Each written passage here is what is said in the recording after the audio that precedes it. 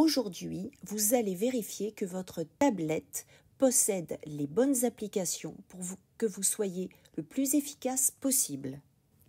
Hier, vous avez perdu du temps à utiliser votre tablette. Donc aujourd'hui, on la prépare. Vous l'allumez, vous prévoyez un petit verre d'eau pour pouvoir boire, les crayons, le cahier. Vous la démarrez et c'est parti, on commence. Voilà, votre tablette est enfin allumée. Vous allez bientôt appuyer sur pause car il va falloir télécharger toutes les applications que vous voyez sur l'écran. Vous avez vu qu'il y a aussi un dossier avec toutes les applications Google, mais celle du Play Store en évidence. Donc vous avez CX Fichier, SDMade, CamScanner ou Adobe Scan. Le Google Agenda, évidemment l'application EC Région Sud pour pouvoir télécharger les livres, si ce n'est pas déjà fait, une belle calculatrice, Numworks, l'application Pronote pour vous connecter à votre ENT préféré, et on va aussi voir comment faire un lien direct vers Atrium. Appuyez sur pause. Et ça y est, vous avez enfin réussi à télécharger toutes les applications que vous avez vues. Vous essayez de le regrouper par thème pour que ça ressemble exactement à la page d'accueil que je vous ai montrée. Il va falloir l'organiser, il faut absolument que les applications les plus utilisées soient accessibles directement. Il va falloir aussi ranger le dossier téléchargement grâce à l'application CX Fichier. Dans le dossier téléchargement, vous allez créer des sous-dossiers matière par matière. Comme ça, vous téléchargez directement et vous rangez après dans le bon dossier pour vous éviter de chercher systématiquement un fichier. Maintenant, voilà, vous avez enfin bien configuré votre page d'accueil. On va s'occuper maintenant de créer un lien direct vers Atrium, toujours pareil, pour être plus efficace.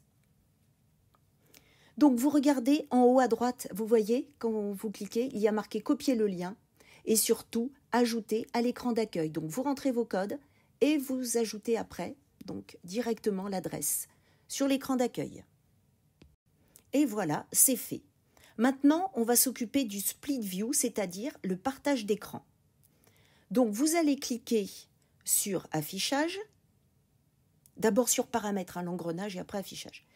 Ensuite, vous allez avoir la barre de navigation, donc vous cliquez dessus. Il va falloir la mettre en mode travail, sélectionner le mode travail. Donc quand vous cliquez, vous avez le mode classique, le mode travail ou le mode geste. Vous sélectionnez le mode travail. Ensuite, vous regardez votre écran en bas à gauche. Vous avez vu le petit triangle, le petit rond et le petit carré. Quand vous voulez mettre en ce qu'on appelle le split view, il faut vous ouvrez vos pages et surtout, sur celle-là, vous allez appuyer sur le petit carré pour qu'il se transforme en deux petites barres. C'est bon? Vous avez vu? Voilà, entraînez-vous parce que c'est un petit geste à avoir. Et quand ici, vous cliquez dessus en haut et vous voyez écran partagé. Et quand vous mettez écran partagé, voilà ce qui apparaît. Vous avez pu avoir donc deux applications, l'une à côté de l'autre. Vous voyez au milieu, il y a un petit trait. Ça va vous permettre de faire glisser à gauche ou à droite si jamais vous voulez en enlever une.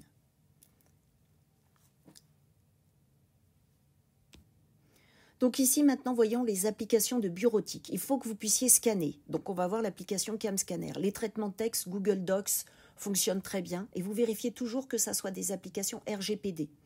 Traitement texte, tableur, présentation, Google Docs fait les trois. Et ensuite, il faut pouvoir modifier un PDF. Donc, voici les applications que je vous propose. Donc, quand vous avez Sheets, Slides et Docs, c'est là le tableur, logiciel de présentation en style PowerPoint et puis Docs. Donc ça, c'est des Google Docs. Et ensuite, vous avez Xodo pour modifier un PDF.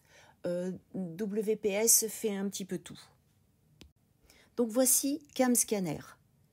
Nous, ce qu'on vous demande, je veux dire, quand vous rendez un document à un enseignant, il vaut mieux que ça soit un fichier PDF. C'est celui, ça veut dire Portable Document File, c'est-à-dire un fichier qui est lu et qui est fait pour passer d'un endroit à un autre sans aucun problème.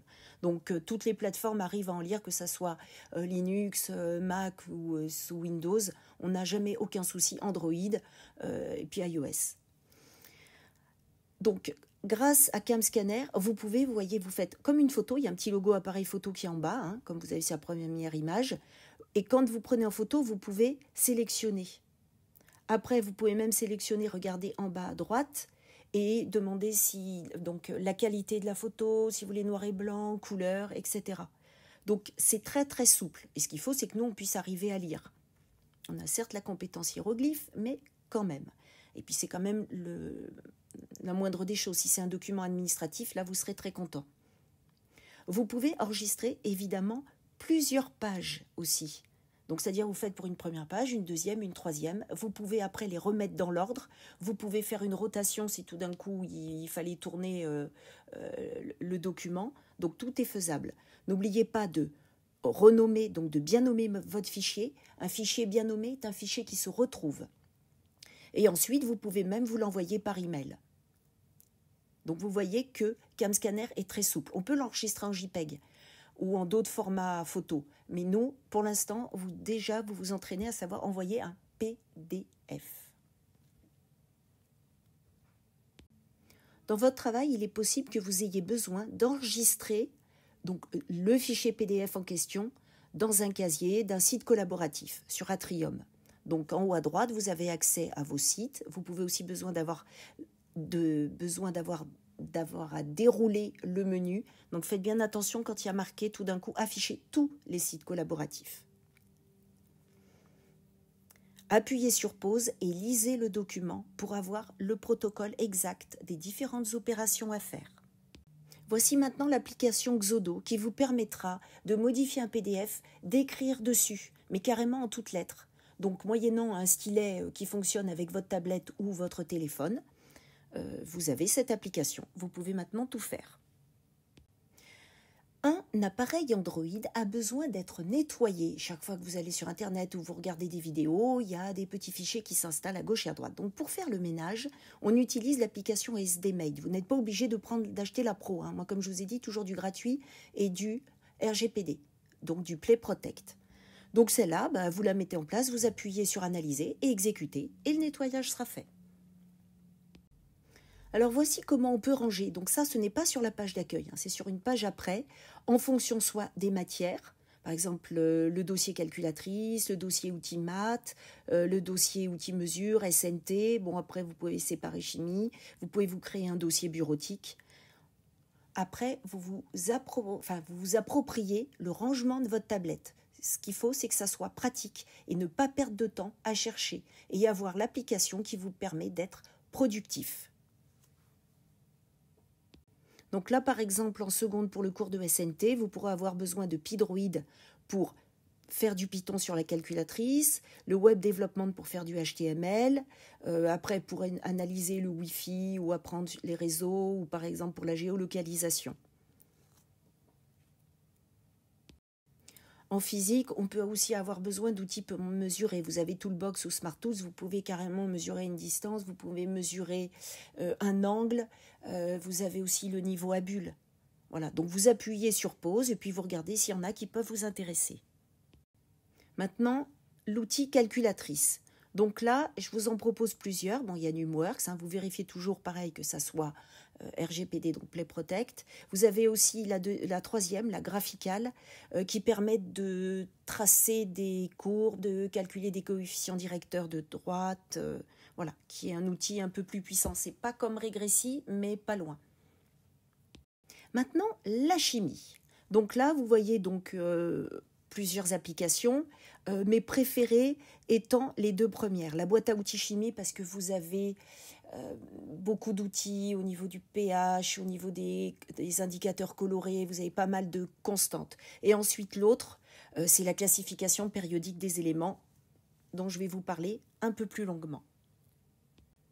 Quand vous double-cliquez sur marque TPE, vous avez le tableau périodique des éléments qui s'affiche. Il suffit d'appuyer sur un élément et vous allez avoir, en gros, toute sa carte d'identité. Donc là, vous voyez qu'à gauche, il y a marqué Généralité, Information de base et Découvreur. Quand vous cliquez sur Information de base, vous avez l'électronégativité, qui sera vue en première spé, le rayon atomique, la configuration électronique. Donc ça doit vous rappeler les règles de Kleczkowski quand vous êtes en seconde. Et en descendant, vous avez plein d'autres informations. Donc voici ces autres informations pour un autre élément. Half-life, c'est la période de demi-vie au niveau de la radioactivité.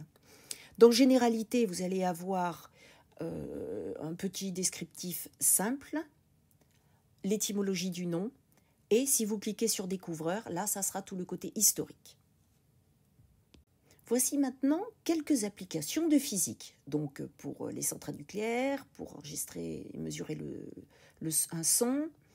Ensuite, vous avez Electrodroid. Alors Electrodroid, c'est une application qui concerne des éléments, donc tout ce qui est composants électroniques, comme vous pouvez le voir à l'écran. Elle est très puissante parce que c'est vraiment une sorte de bibliothèque dans laquelle vous trouvez toutes les informations qu'il vous faut. Puisqu'il y a les schémas électriques, il y a tout. Vous avez même le tableau avec tous les préfixes, ce qui peut être vraiment utile quand vous avez un peu oublié. Vous pouvez même aussi convertir. Donc vous voyez que c'est très très vaste comme domaine.